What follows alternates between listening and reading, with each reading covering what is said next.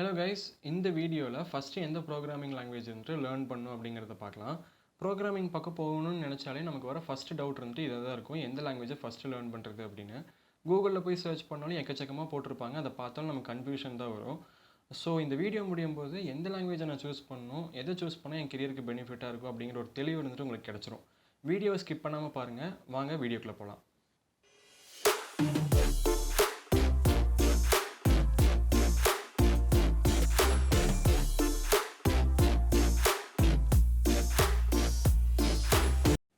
Okay, எந்த programming language வந்துட்டு choose பண்ணுறது அப்படின்னு சொல்கிறதுக்கு முன்னாடி உங்களுக்கு எதில் இன்ட்ரெஸ்ட் இருக்குதுன்னு நீங்கள் சொன்னால் தான் அதுக்கு ஏற்ற ப்ரோக்ராமிங் லாங்குவேஜ் வந்துட்டு நம்ம செலக்ட் பண்ண முடியும்.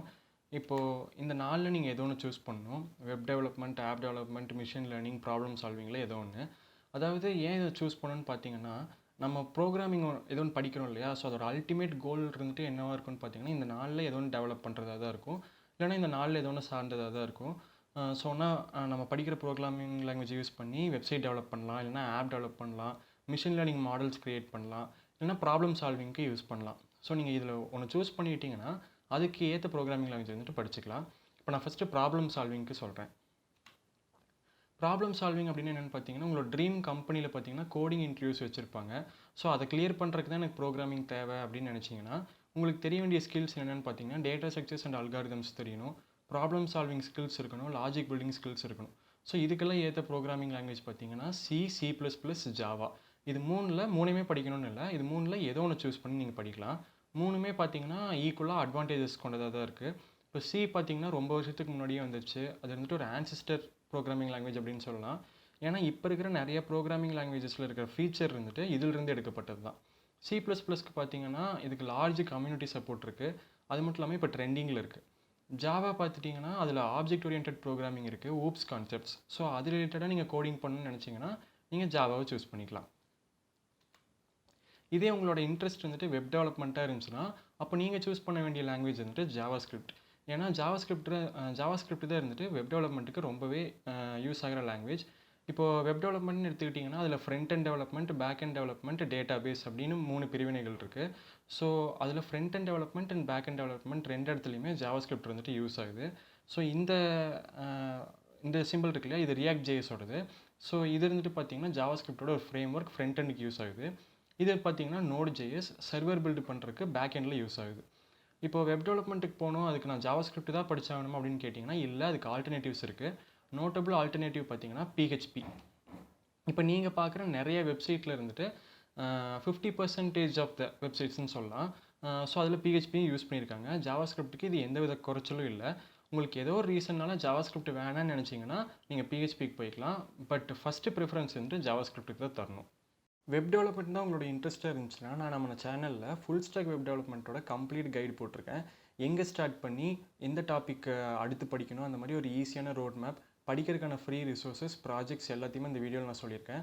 ஸோ வெப் டெவலப்மெண்ட்டில் உங்களுக்கு இன்ட்ரெஸ்ட் இருந்துச்சுன்னா இந்த வீடியோ இன்னும் பார்க்காம இருந்தீங்கன்னா லிங்க் இருந்துட்டு டிஸ்கிரிப்ஷனில் இருக்குது, நீங்கள் போய் செக் பண்ணலாம். நெக்ஸ்ட் உங்களோட இன்ட்ரெஸ்ட் இருந்துட்டு ஆப் டெவலப்மெண்ட்டாக இருந்தால் நான் அதுக்கு எந்த லாங்குவேஜ் படிக்கணும்னு சொல்கிறதுக்கு முன்னாடி அதில் 2 கேட்டகரி இருக்குது, அதை பார்த்துடலாம். ஆப் டெவலப்மெண்ட்டில் பார்த்தீங்கன்னா நேட்டிவ் ஆப் டெவலப்மெண்ட், அப்புறம் கிராஸ் பிளாட்ஃபார்ம் ஆப் டெவலப்மெண்ட் அப்படின்ட்டு இருக்குது. இதில் நேட்டிவ் ஆப் டெவலப்மெண்ட் அப்படின்னு என்னென்னு பார்த்தீங்கன்னா, இப்போ நம்ம யூஸ் பண்ணுறோம் இல்லையா ஃபோனு, அதில் இருந்துட்டு ஆப்ரேட்டிங் சிஸ்டம் இருந்துட்டு நிறைய வெரைட்டிஸ் இருக்குது. இப்போது ஓப்போ, சாம்சங் அந்த மாதிரி ஃபோன்லாம் பார்த்தீங்கன்னா ஆண்ட்ராய்டு OS இருக்கும். அது ஐஃபோன் எடுத்துக்கிட்டிங்கன்னா அதில் iOS இருக்கும். ஸோ இப்போ நீங்கள் ஆண்ட்ராய்டுக்குன்னு ஆப் டெவலப் பண்ணிங்கன்னா அது நேட்டிவ் ஆண்ட்ராய்டு ஆப், அதே மாதிரி iOSக்குன்னு ஆப் டெவலப் பண்ணிங்கன்னா அது நேட்டிவ் iOS ஆப் அப்படின்னு சொல்கிறாங்க. ஸோ அந்த மாதிரி டெவலப் பண்ணுறது நேட்டிவ் ஆப் டெவலப்மெண்ட். இதே இருந்துட்டு ஒரே சிங்கிள் கோட் பேஸில் ஒரு ஆப் டெவலப் பண்ணுறீங்க, அந்த ஆப் இருந்துட்டு ஆண்ட்ராய்ட்லேயும் ரன் பண்ணிக்கலாம், iOSலேயும் ரன் பண்ணிக்கலாம். ஸோ அந்த மாதிரி பிளாட்ஃபார்ம் இண்டிபெண்ட்டாக இருந்துச்சுன்னா ஸோ அந்த ஆப் டெவலப்மெண்ட் இருந்துட்டு கிராஸ் பிளாட்ஃபார்ம் ஆப் டெவலப்மெண்ட் அப்படின்னு சொல்கிறாங்க.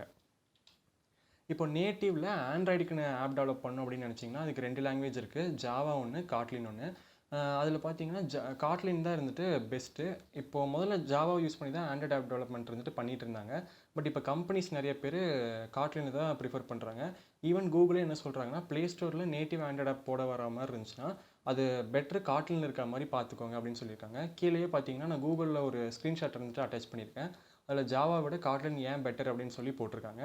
நீங்கள் அதை வேணாலும் செக் பண்ணி பார்க்கலாம்.